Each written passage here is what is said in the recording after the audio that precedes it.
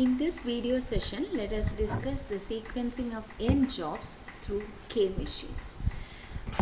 So before getting into a problem on this topic, let us try to understand the situation. Here we will be given n number of jobs, 1, 2, 3, etc. N number of jobs will be given, and these n number of jobs get processed through k machines, M1, M2, etc. Mk. Now T11 is the time for processing of job 1 on machine M1. Similarly, T12 is the time for processing of job 2 on machine M1, and so on. So hence all these T, I, J can be explained. Now we are going to convert this sequencing problem of n jobs through k machines into a sequencing problem of n jobs through 2 machines. So we know how to solve the problem of n jobs through 2 machines. So we are going to reduce this problem into a simpler problem of solving n jobs through 2 machines. Now in order to apply the algorithm that we are going to discuss right now, there is a particular condition, that is the minimum of the processing time of on the first machine, that is minimum of T1j. Minimum of the processing time on the first machine, that is minimum T1j, should be greater than or equal to maximum Tij, where I is equal to 2, 3, etc. k minus 1, or the minimum of the processing time on the last machine, Tkj, should be greater than or equal to maximum of Tij, where I is equal to 2, 3, etc. 2, 3, etc. k minus 1. So the minimum processing time of M1 should be greater than or equal to the maximum processing time of the remaining k minus 1 machines, intermediate k minus 1 machines, or minimum processing time of on the last machine is greater than or equal to maximum processing time on these M2, etc., Mk minus 1, the intermediate machines.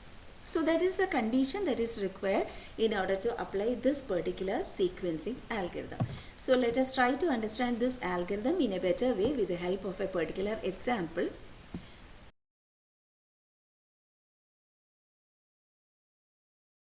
Determine the optimum sequence of jobs that minimizes the total elapsed time based on the following information. Processing time on machines is given and passing is not allowed. Passing is not allowed means we cannot move from M1 to M3 by skipping M2. So M1, M2, M3, this order should be maintained. So that is what is meant by passing is not allowed. Now we are going to convert the problem into a problem on 2 machines. So before that, we have to check whether the algorithm that we are going to discuss right now can be applied or not. So in order to apply the algorithm, we have to check whether minimum processing time on the first machine is greater than or equal to maximum processing time on the intermediate machine, or minimum processing time on the third machine is greater than or equal to maximum processing time on the intermediate machine. So let us check it one by one. Minimum processing time on the first machine is 3. Minimum processing time on the machine 3 is 5. And maximum processing time of the intermediate machine is equal to 5. So we can see that minimum processing time of on the third machine is greater than or equal to, it's actually equal to, it is actually equal to, anyhow this inequality gets satisfied. That is the restriction that is imposed on a particular problem with respect to the algorithm is satisfied here, and hence we can proceed with the algorithm. Okay, so that's the first step. Now we are going to convert the given problem on 3 machines into a problem on 2 machines. So for that, I have written here the jobs from A to G, and another new machine G and new machine H. So let us see how we can generate the processing times on the machine G and the machine H. So in order to generate the processing times on machine G, so let me call it as TGJ, the processing times on machine G. Now in order to generate the processing times on machine G, we have to use the equation TGJ is equal to T1J plus T2J plus etc. Tk minus 1J. See, in order to generate the processing times on machine G, we use this expression T1J plus etc. Tk minus 1J, and in order to get the processing times on machine H, we have to find the sum of T2J plus T3J plus etc. Tkj. So let us deal with these two equations with reference to this particular problem. Now here we need TGJ. So let us try to analyze these two expressions with respect to the given problem. So in order to have the processing times on the new machine G, we need T1J plus T2J. Here k is equal to 3. K is equal to 3 for the particular problem that we are going to discuss right now. So T1J plus T2J, and THJ is equal to T2J plus T3J. So the sum of first two rows, the sum of corresponding elements in the first two rows make the first column G, and the sum of second and corresponding elements of the second and third rows make the column make the row H. So that is how we proceed. So let us find the values one by one. So corresponding to the machine A, we have 7 as a first processing time, 11 as a second processing time, 9 as a third processing time, 9 as the next processing time, 10, 12 and 10. Now we are going to add second and third rows, corresponding elements of the second and third rows, in order to generate the row H. So we have 10, 10, 7, 16, 6, 10, 50. So we have the corresponding processing times. We are adding up the corresponding elements of the second and third rows in order to get the processing times of H.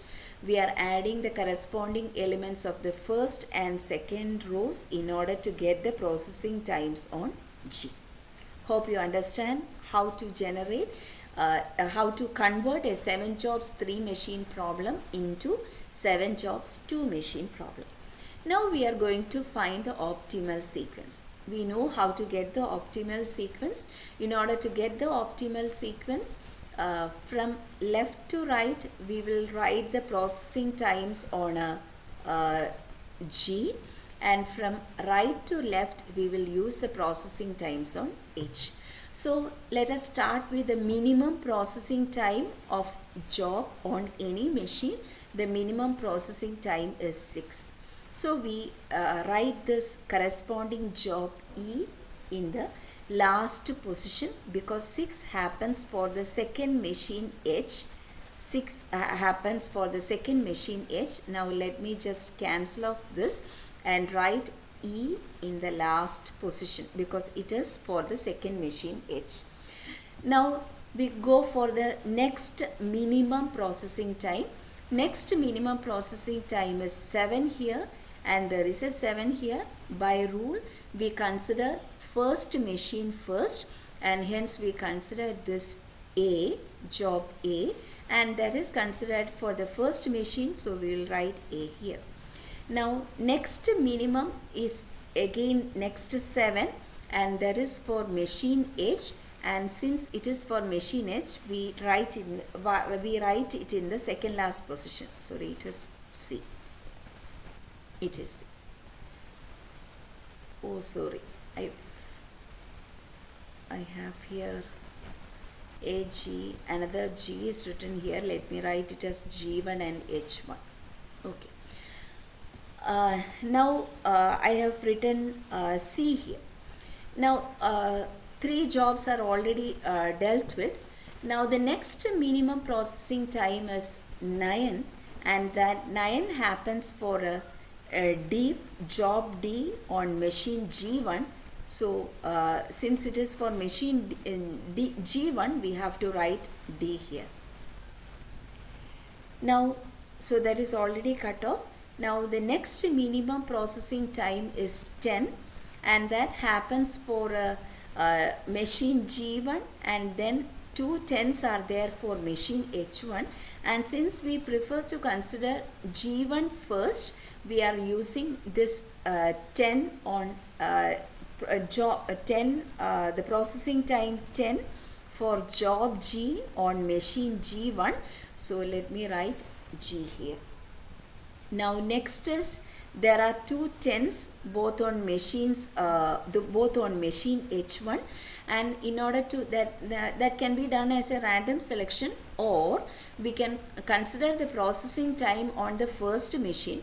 Since the processing time on the first machine for job F is greater, we prefer to write F first and then B.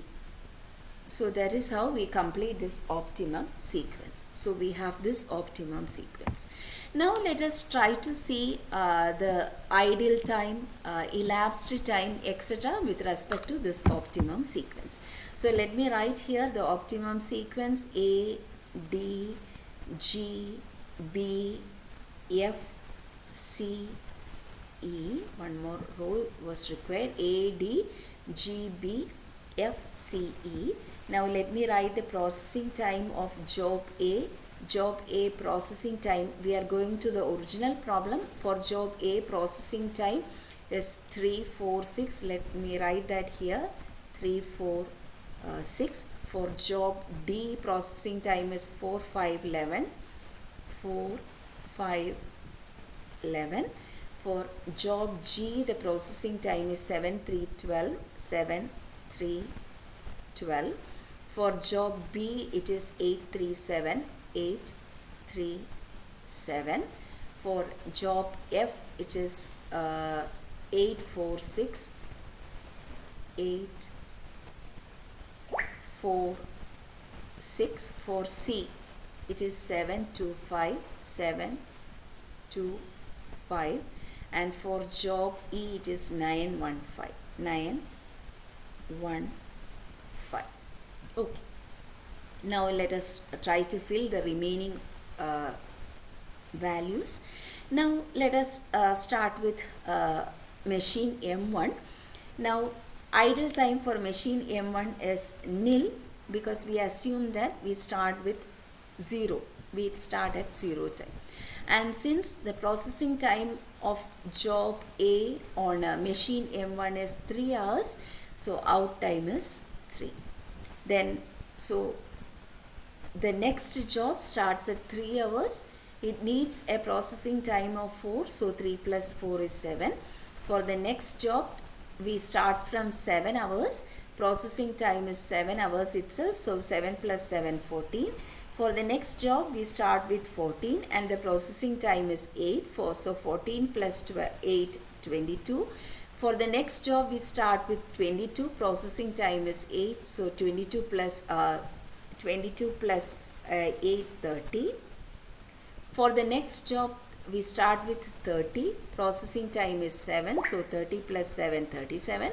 For the next job, we start with 37 plus 9, 46. So we completed the case of machine M1. Now let us start with machine M2. Now machine M2, the job A has to start in machine M2 after completing its procedure in machine M1. So machine M2 has to wait for 3 hours. Machine M2 has to wait for 3 hours. So that is considered as the idle time for machine M2. That's the idle time for machine M2. So we write idle time as 3 hours. Now in machine M2, the job A starts at 3 hours. So processing time of 4 hours is required. 3 plus 4, 7. Now at 7 hour, at the 7th hour, D is already complete in machine A, machine M1. So 7 plus 5, 12. But at the end of completion of D in machine M2, machine G in machine M1 is still not complete. So machine M2 has to wait for 2 more hours to get started with the next operation. So on machine M2, job G has to start at 14 hours. It needs a processing time of 3 hours. So 14 plus 3, 17. So at the end of 17th hour, job G gets completed in machine M2, but still the process in for the next job in machine M1 is not complete by that time. So the machine M2 has to wait. Machine M2 has to wait for 5 hours before starting the next job. So the next job starts at 22 hours. Then it needs a 3 hours completion time. So 22 plus 3, 25. Now again there is an idle time of 5 hours here. So the next job starts only at 30 hours. 30 plus 4, it is 34. Now again the machine M2 has to wait because the next job gets completed only at the end of 37 hours. So the machine M2 has to wait for 3 hours. That 37 minus 34 is equal to 3. So the job gets started only at 37 hours, 2 hours processing time, so 39 hours. Again there is another waiting time. So the next job is complete in machine M1 at only 46 hours. So again there is an idle time here, and therefore 39, instead of 39 we have to write 46 here. 46 plus 1, 47.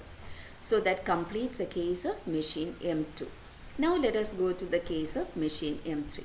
Now the machine M3 has to wait for 7 hours because only at the end of 7th hour the job A is complete in machine M2. So till that time machine M3 has to wait. So there is a waiting time of 7 hours in the machine M3 for starting with a job. Now the time starts at 7, 6 hours of processing time. So 7 plus 6, 13.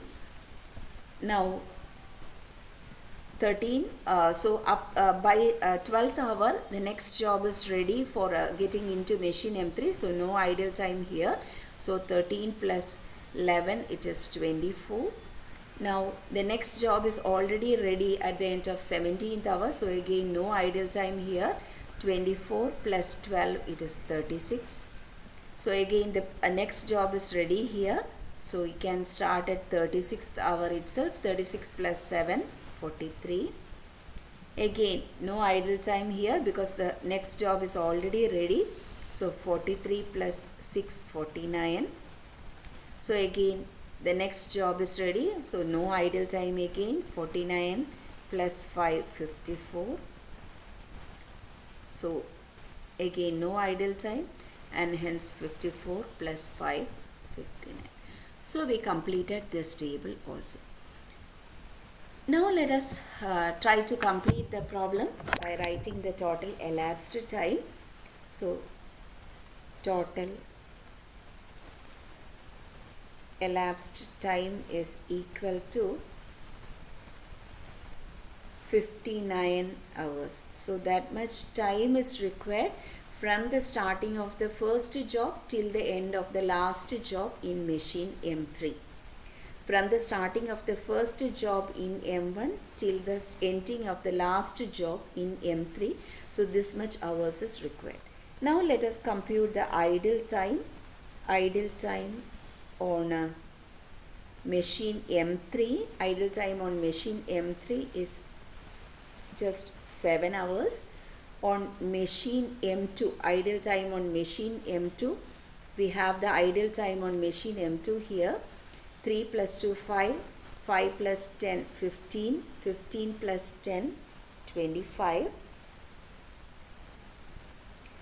25 is not just the idle time on machine M2, See, at 47th hour, every job on machine M2 gets completed, but still it has to wait up to 59th hour in order to get the whole job to be completed. So that difference, that is 59 minus 47, also gets added to this idle time. So total 38 hours of idle time is therefore M2. Now for M1, for idle time for M1 is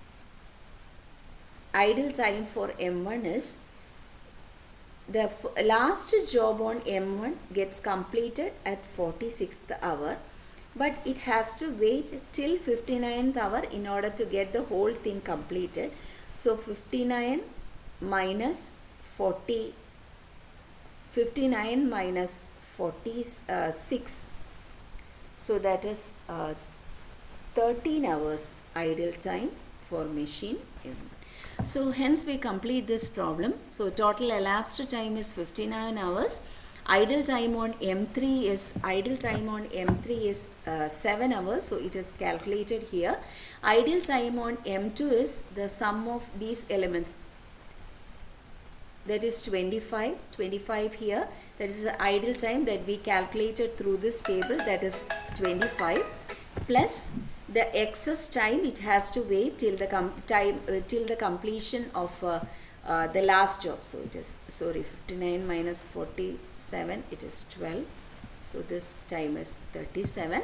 Now idle time for M1 is calculated by considering the time the last job gets finished on M1, subtract it from the maximum time 59. So 59 minus 46 equal to 13 hours. So that completes the calculation of idle times on machine M1, M2, M3. So this is how we do a problem of a sequencing of K jobs through N machines. So we are converting the problem into a 2 machine problem, and hence we are solving this question. Thank you.